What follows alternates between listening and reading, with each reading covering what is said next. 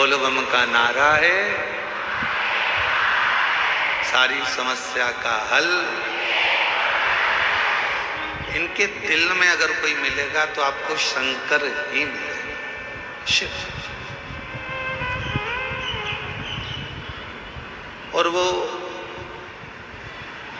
किस रूप में, कैसे प्राप्त होगा, कैसे आप भगवान को अविरल भक्ति से प्राप्त करोगे, कैसे आप भगवान की अविरल भक्ति करोगे, ये आपके ऊपर निर्भर करता है।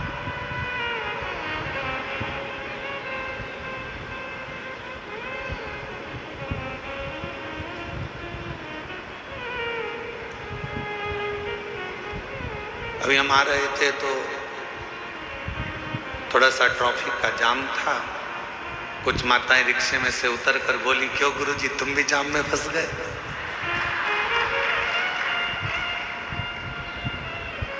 हमने कहा कोई साधारण जाम होता तो बात दूसरी थी, पर आज जो जाम में फंसे हैं ये शिव भक्तों का जाम है, जहां पर भगवान की अविरल भक्ति का स्मरण।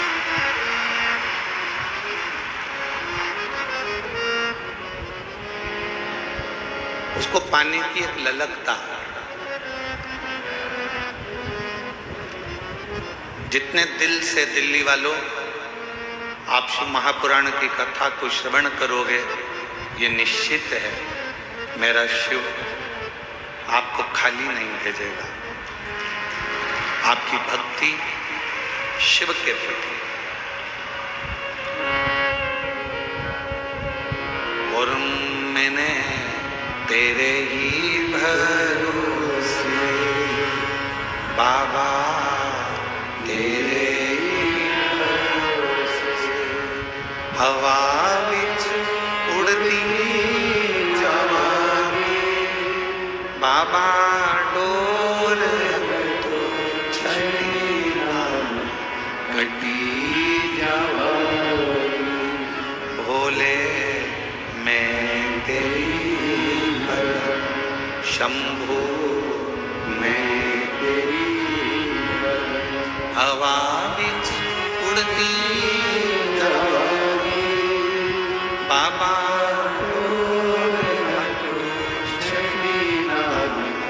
कटी जावांगी। शिव केवल एक भगवान ही नहीं, शिव केवल एक देवता ही नहीं, शिव हमारे शरीर में जो सांसें चल रही है, जो धड़कनें निकल रही है, जो श्वास हमारे शरीर में प्रतिदिन चल रही है, वही शिव है, वही शिव।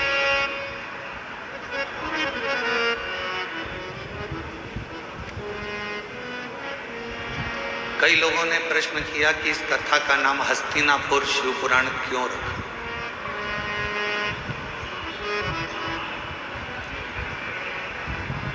आपने कई कथा सुनाई, कहीं का नाम नंदी रखा, कहीं पर आपने देवी के ऊपर, शक्ति के ऊपर, शिव के ऊपर, गणेश के ऊपर कथाओं का स्मरण करा। पर दिल्ली में जो कथा हो रही है इसका नाम हस्तिनापुर शिवपुराण क्यों रखा? क्योंकि इस हस्तिनापुर को बसाने वाले एक राजा हुए जिनका नाम था हस्ति,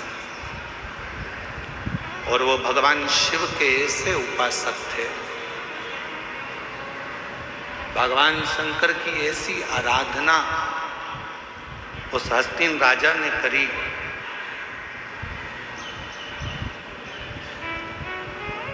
कि स्वयं शिव उस राजा के कल्याण के लिए इस पृथ्वी पर अपना चरण रखकर उस राजा के कल्याण के लिए इस भूमि पर आ जाते हैं।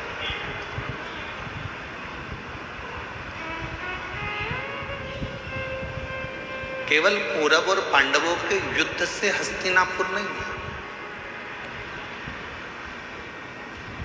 हस्तिनापुर का इतिहास अगर पुराना उठाकर देखेंगे तो मेरे शंकर की अविरल भक्ति से हस्तिनापुर है। और इस हस्तिनापुर में वही राज कर सकता है जो शिव का परम उपासक हो, जिसने शंकर की ये विरल भक्ति को अपने जीवन में उतारा हो।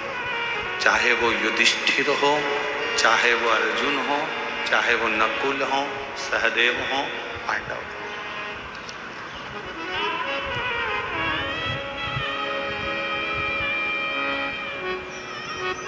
ये हस्तिनापुर महापुराण की कथा जो दिल्ली के निरंकारी मैदान में चल रही है, इसमें हम विदुर जी की धर्मपत्नी जो शिव की उपासक थी, विदुर जी महाराज जो शिव के उपासक थे, अर्जुन जो शिव के उपासक,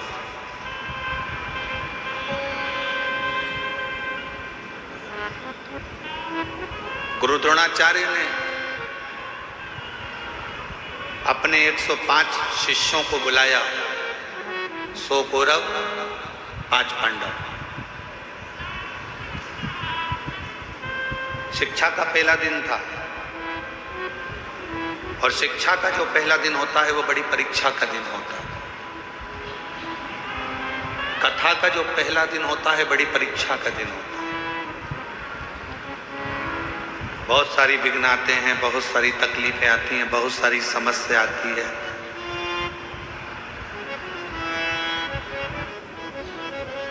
पर हमने एक चीज देखी है दिल्ली प्रशासन की, जो अभी हम लोग आते आते देख रहे थे कि यहाँ के कलेक्टर महोदय हों, यहाँ के कमिश्नर महोदय हों, यहाँ के आईजी डीआईजी हों, यहाँ के टीआई हों, यहाँ के एसपी हों, एसएसपी हों, यहाँ का एक एक प्रशासनिक बल, हमने देखा कि पूरे कथा के पंडाल पे ही नहीं, पूरी रोड पर भी व्यवस्था में लगा हुआ था। एक बार यहाँ के कमिश्नर महोदय, यहाँ के IG DIG, collector, SP, SSP, TI जितने भी यहाँ पर लगे हैं, उनके लिए जोरदार ताली की गर्जना करो कि हम सही कहें तो हम जब यहाँ आए तो हमने तो सोचा था कि 2 दिन के बाद शिव भक्त ज़्यादा संख्या में आएंगे, परंतु आज की नज़ारा देखकर तो ऐसा लगता है कि कल तेरा क्या होगा कालिया। उसमें कहा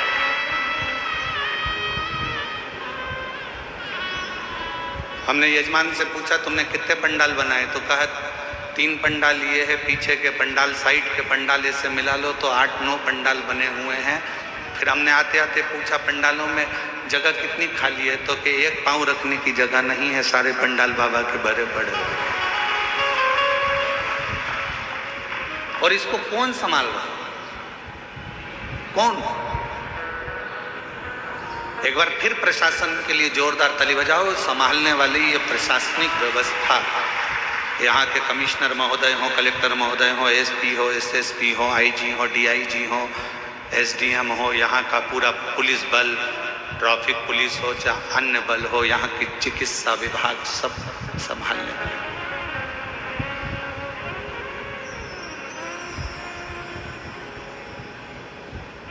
शिव तत्व पहला दिन परीक्षा का होता है और बहुत परीक्षा देना पड़ती है। 105 गुरु द्रोणाचार्य के शिष्य सामने आकर खड़े हो गए, बाल्यावस्था थी, बैठ गए। खबर मिली कि इनको शस्त्र की शिक्षा देंगे।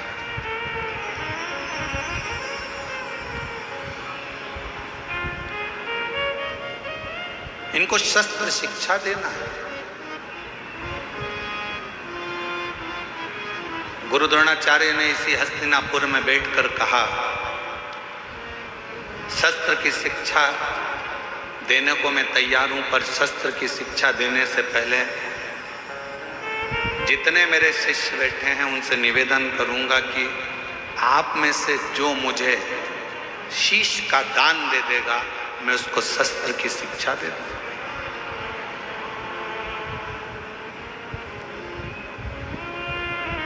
जितने कौरव बैठे थे वो सारे के सारे उठकर चले गए कि शस्त्र की शिक्षा नहीं चाहिए, अगर सिर ही कट जाएगा तो शस्त्र किस काम का।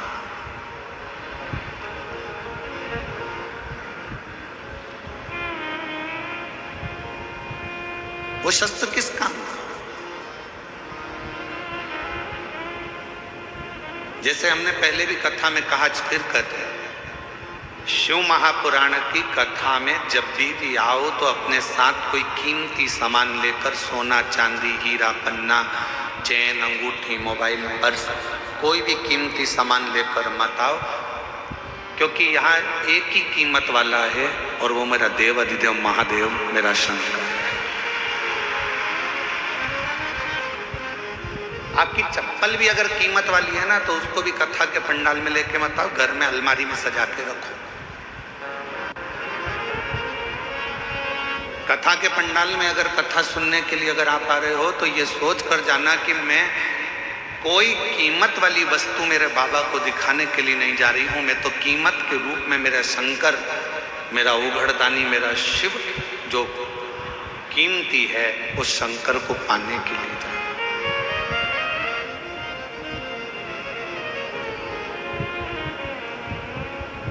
हम चेन पहने हैं, बार बार अपना ध्यान चेन पर जाएगा। हम अंगूठी पहने हैं तो अंगूठी पर जाएगा।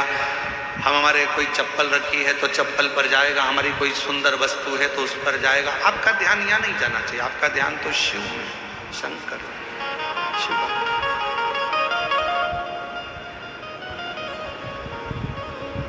और मेरे भोले तेरा सहारा है, मेरे भोले तेरा सहारा है, मेरी नैया का तू किनारा है,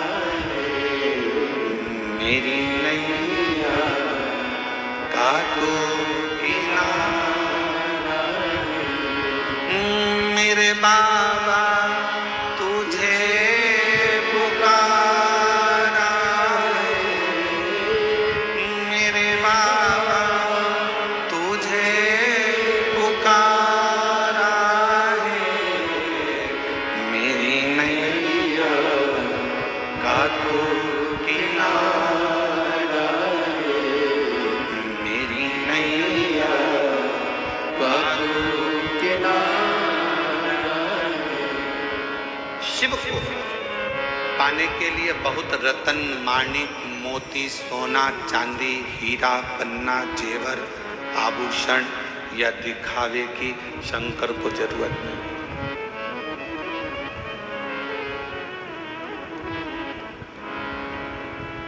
तुम्हारे धन की भी शंकर को जरूरत नहीं।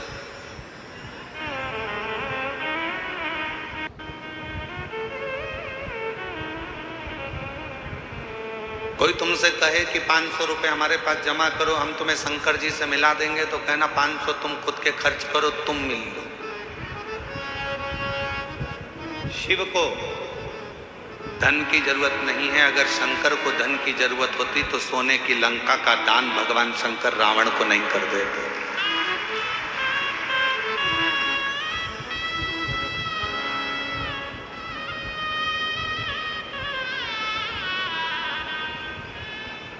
शिव को तुम्हारे वैभव की जरूरत नहीं है कि तुम दिखावा करो कि मैं शंकर जी को 1.25 लाख बेलपत्र चढ़ाऊंगा, 50 लीटर दूध चढ़ाऊंगा, या शिव जी को मैं इतना इतना 56 भोग लगाऊंगा।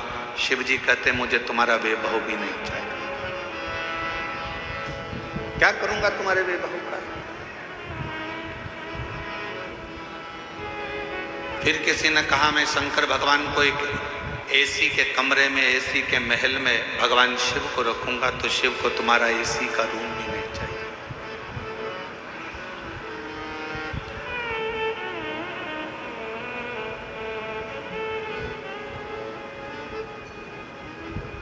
जब प्रेम हो जाता है ना, प्यार हो जाता है, तो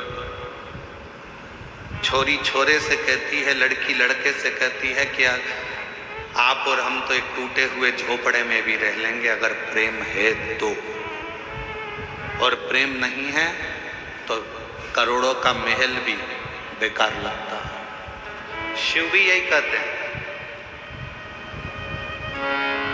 आपका अगर प्रेम है शंकर जी के प्रति, आप शिव जी को अपना मान लिए हो कि ये मेरा पिता है, ये मेरा बाबुल है, ये मेरा बाप है। अगर तुमने मान लिया कि शिव मेरे पिता है, मेरे बाबुल है, मेरे पिता हैं, तो फिर महल की जरूरत नहीं पड़ेगी। शिव तुम्हारे दिल में निवास करेंगे। वो दिल कैसा भी हो, वो हृदय कैसा हो। ना उसको वैभव चाहिए, ना उसको धन चाहिए, ना उसको दौलत चाहिए। तुम्हारी संपदा से भी उसको कोई मतलब नहीं। उसको तो केवल तुम्हारी निर्मल भक्ति और दिल से बन सके तो उच्चारण श्री शिवाय नमस्तु, श्री शिवाय नमस्तु, श्री शिवाय नमस्तु, श्री शिवाय नमस्तु। तुमने जो दिल से उसको पुकारा, बस वही उसको चाहिए।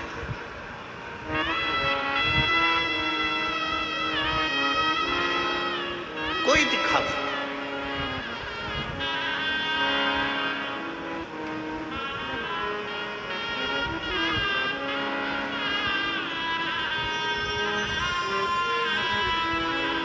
कुछ माताएं झंडा ले लेकर पैदल आ रही थी।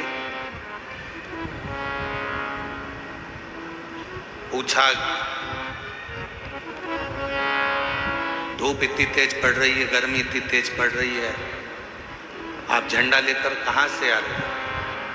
कहा, हम गुरुग्राम से पैदल चलते हुए कथा में धन्यवाद देने के लिए बाबा। इतना भरचक गर्मी, इतना तेज तपन, जमीन तप रही है, इतनी तेज गर्मी पड़ रही है, और उसमें आप पैदल चलते चलते बाबा का भजन करते करते आए।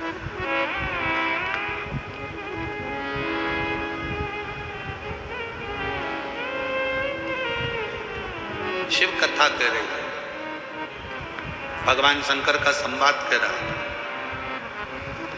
पहला दिन परीक्षा का होता है। गुरु द्रोणाचार्य ने शस्त्र की शिक्षा देने से पहले परीक्षा करी है।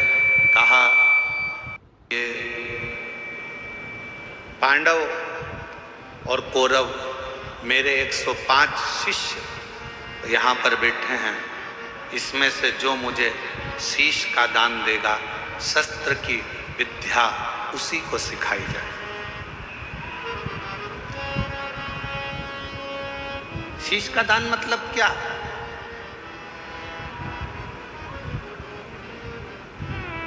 क्यों घर के लोग कहते हैं कि बेटी घर अगर ससुराल जाओ तो सास ससुर के चरणों में झुक जाना, शीश झुकाना। माँ अपने पोता पोती को, अपने बेटा बेटी को कहती है दादा दादी के पास शीश झुकाना, नाना नानी को शीश झुकाना, घर के बुजुर्गों के आगे शीश झुकाना। शीश झुकाना मतलब शीश का दान दे देना। शास्त्र कहता है शीश का दान का मतलब ये होता है कि आप अपने भीतर का अहंकार उनके चरणों में डाल दिए हो और आपके अंदर अहंकार बचा नहीं है, आप उसके हो गए। अभिमान आपने त्याग दिया, अहंकार आपने छोड़ दिया। कई लोग कथा में भी आते हैं तो शीश का दान नहीं कर पाते, अहंकार को छोड़ नहीं पाते। तुम मुझे पहचानते नहीं हो, तुम मुझे जानते नहीं हो, मैं अब भी फोन लगाती हूँ, देखो अब भी मुझे जगह मिलेगी, अब भी फोन लगाती हूँ। और उसको क्या मालूम कि कथा में आई है तो यहाँ तो नेटवर्क मिलता ही नहीं है। जहां जहां शिव महापुराण की कथा होती है वहां नेटवर्क ही नहीं लगता, क्योंकि वहां एक ही नेटवर्क चलता है, वो शंकर जी का, बाकी के सारे नेटवर्क फेल हो जाते हैं। मैं अभी फोन लगाती हूँ, तो मुझे जानते क्या हो, मैं बैठूंगी आगे, मैं अभी फोन लगाती हूँ। बस हम तो कहते कभी कभी उनसे भी सीखा करो जो तुरंत कहते अब भी फोन लगाती हूँ, 1 मिनट नहीं लगेगा और मेरी गाड़ी छूटेगी, अब भी फोन लगाती हूँ, 1 मिनट नहीं लगेगा और मैं आगे बैठूंगी। ऐसा ही बल तुम्हारे अंदर होना चाहिए। अब भी शिवी शिवाय नमस्तुभ्यम बोलती हूँ और मेरा शंकर मेरे पर कृपा करेगा, ये निश्चित है। ये निश्चित है। और जिस दिन आपके अंदर ये बल आ गया ना कि मेरा शंकर, मेरा उगड़दानी, मेरा त्रिकालदर्शी, मेरा कैलाशी, मेरा अविनाशी, मेरा शिव मेरे साथ में है, मैं उसको पुकारूंगी, वो मेरा सुनेगा, मैं उसको आवाज दूंगी, वो सुनेगा। उस दिन सर्वश्रेष्ठ सब कुछ।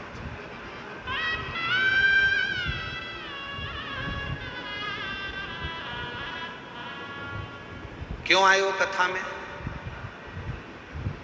अपना अपना एसी का कमरा छोड़कर, जम के बोलो जरा, अपने अपने घर का कूलर, एसी, पंखा, एसी की गाड़ी, डनलप का गद्दा, सोफा सेट सब छोड़कर कथा में गाड़ी भी दूर रुकी, पैदल पैदल धूप में चलते चलते कथा के पंडाल में पहुंचे। जरा विचार करिएगा, क्यों आए हो? क्योंकि तुमको मालूम है कि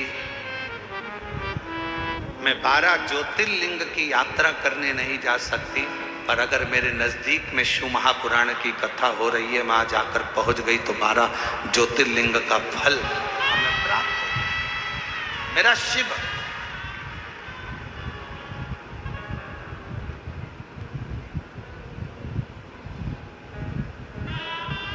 मेरा शिव मुझे यहां मिल जाए।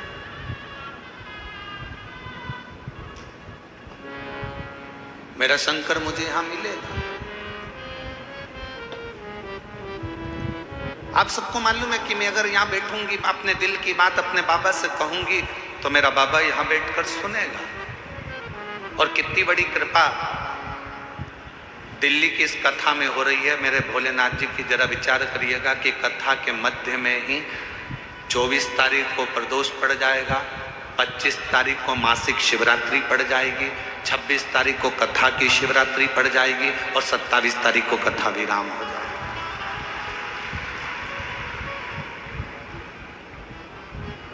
अब कितनी पुण्यता है। बस अपने चित्त को, अपने मन को, अपनी भक्ति को शिवमय बनाओ। प्रथम दिन था, गुरु द्रोणाचार्य ने सामने बिठाया अपने शिष्यों को। 105 शिष्य सामने बैठे।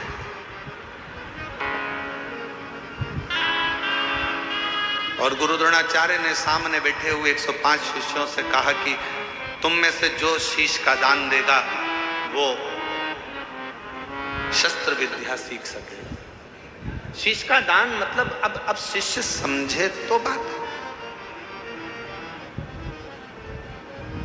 जो समझे वो तो जाने ना। शीश का दान का मतलब ये नहीं है कि गुरु ने कहा कि शीश का दान दे दो मतलब शीश काट दो। नहीं नहीं नहीं, शीश का दान का मतलब है कि अपने अहंकार का त्याग करोगे।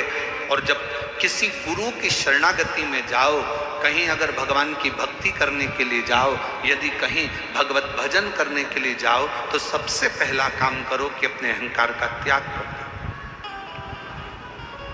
अपनी अभिमतता का त्याग करो।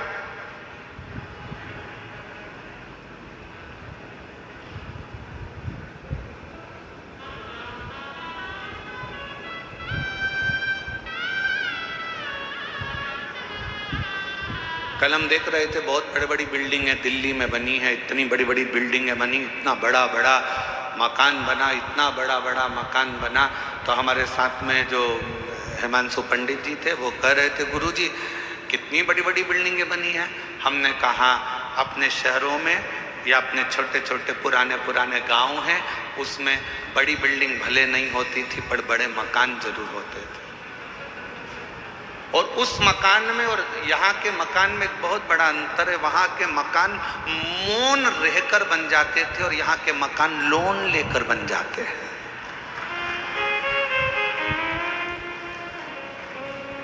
हमने कहा दोनों में अंतर।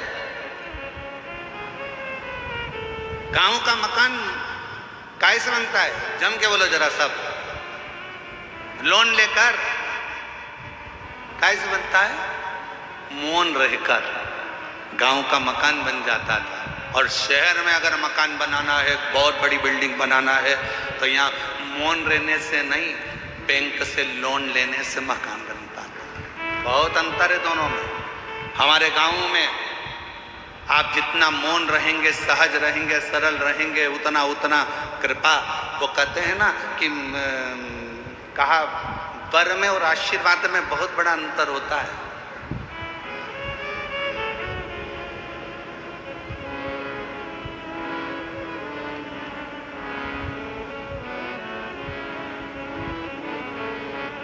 लंकापति रावण ने क्या मांगा था?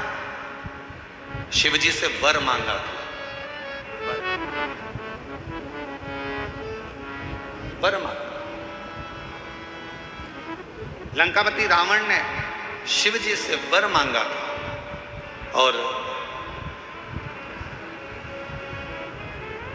हिरण्यकशिपु ने क्या मांगा? तो कहा कि भगवान से वर मांगा।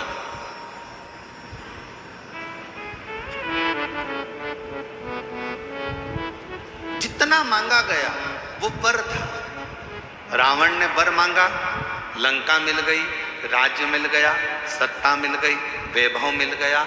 पर धीरे धीरे एक दिन लंका के राजा रावण को भी प्राण त्यागना पड़ा, छोड़ना। हिरण्यकशिपु ने वर मांगा, एक दिन हिरण्यकशिपु को भी प्राण त्यागना पड़ा।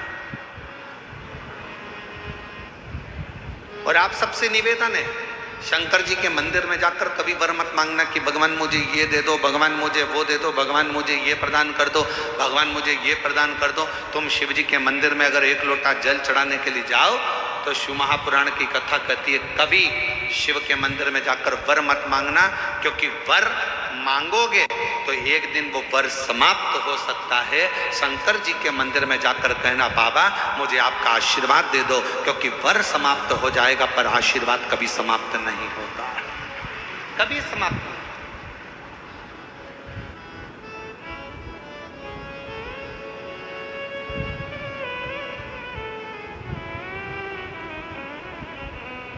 हो सकता है कि वर मिला और समाप्त हो जाए, हो सकता है कि वर प्राप्त हुआ और वो समाप्त हो जाए, पर आशीर्वाद कभी समाप्त नहीं होता। अगर मेरे शंकर का, घर के बुजुर्गों का, माता पिता का, घर के बयों का, घर के बड़ों का, गुरुजन का, संत जन, साधु जन, तपस्वी जन का, या अपने घर के माता पिता या वृद्ध का जब आशीर्वाद मिल जाता है तो फिर वर की जरूरत भी नहीं पड़ती। मांगो उससे कि देना हो तो जन्म मेरे सिर पर रख दो रे अपने ये दोनों हाथ, और देना हो तो दीजिए जन्म जन्म का साथ, और देना हो जन्म जन्म का साथ। भगवान शिव की कथा करें, भगवान शंकर का संवाद, शिव तत्व का, शिव पुराण करें, मेरे ओघड़दानी का संवाद करें।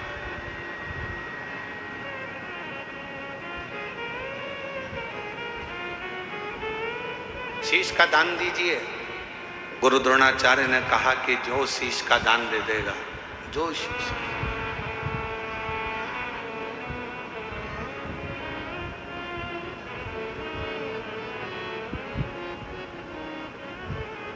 मेरे शंभू ने कहा, मेरे शंकर ने, इस पवित्र कथा का आनंद कर रहा है, हस्तिनापुर शिव महापुराण की कथा कर रही है, जो शीश का दान देगा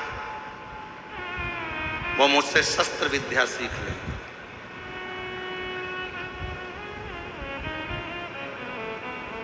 अब कौन शीश का दान दे?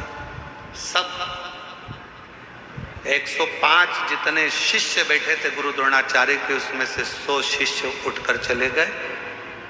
5 शिष्य बैठे रहे पांडव, उसमें भी एक अर्जुन सामने बैठा रहा, तलवार उठाई और शीश के पास लेकर जाने लगा, काट कर शीश का दान देने लगा। गुरु द्रोणाचार्य ने मना कर दिया, मुझे कटा हुआ शीश नहीं, तेरे धड़ पर लगा हुआ शीश मेरे चरणों में पड़ जाएगा, उतना दान बहुत है और मैं तुझे दे दूं,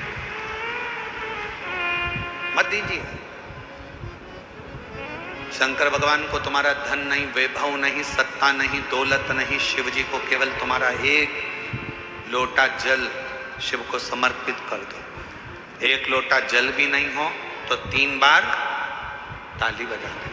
वो भी नहीं है तो मुख से बम बम बोले बोल।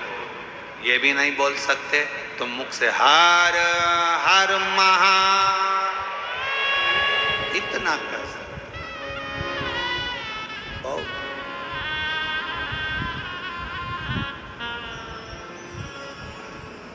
कुछ नहीं। जिस दिन अहंकार छोड़कर, अभिमत्ता त्याग कर, अभिमान का त्याग कर जिस दिन अहंकार को छोड़कर तुम शिव की ओर बढ़ोगे, शिव तुम्हें प्राप्त हो जाए। हस्तिनापुर शिव महापुराण की कथा में हस्तिन नाम का जो राजा था वो शंकर का परम उपासक था, जिसने इस राज्य को बसाया था।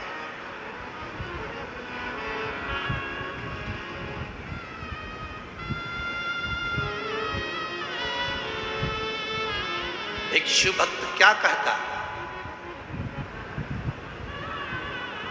अभी कथा में कहा कि वर मत मांगो, आशीर्वाद मांग लो। भगवान अगर मिल भी जाए ना, तुम्हारे पास में आकर खड़ा भी हो जाए और कह दे मांग तुझे क्या चाहिए, तो उसे कह देना नहीं नहीं मुझे कुछ नहीं चाहिए, तुम तो तुम्हारा आशीर्वाद दे दो बस। क्यों? क्योंकि वरदान दोगे तो हो सकता है एक दिन समाप्त हो जाए। हमने फ्रिज मांग लिया, कूलर मांग लिया, एसी मांग लिया, ये मांग लिया, वो मांग लिया, गाड़ी मांग ली, बंगला मांग लिया, सामान मांग लिया, बेटा मांग लिया, बेटी मांग ली, दौलत मांग लिया, सत्ता मांग ली, हो सकता है एक दिन समाप्त हो जाए। पर यदि आपका अगर आशीर्वाद होगा तो ये कभी समाप्त होने वाला नहीं है। वर समाप्त हो सकता है पर आशीर्वाद कभी समाप्त नहीं होता, वो अजर और अमर रहता है। वो आपके आज भी है और कल भी है।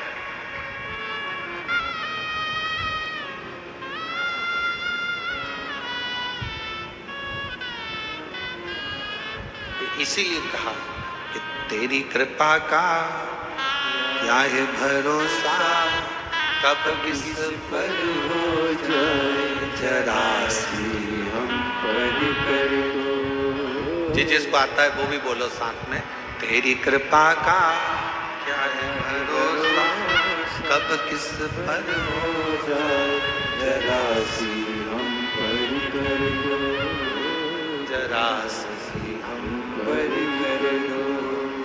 पापी हो चाहे जितना उसका भी बाबा उद्धार किया।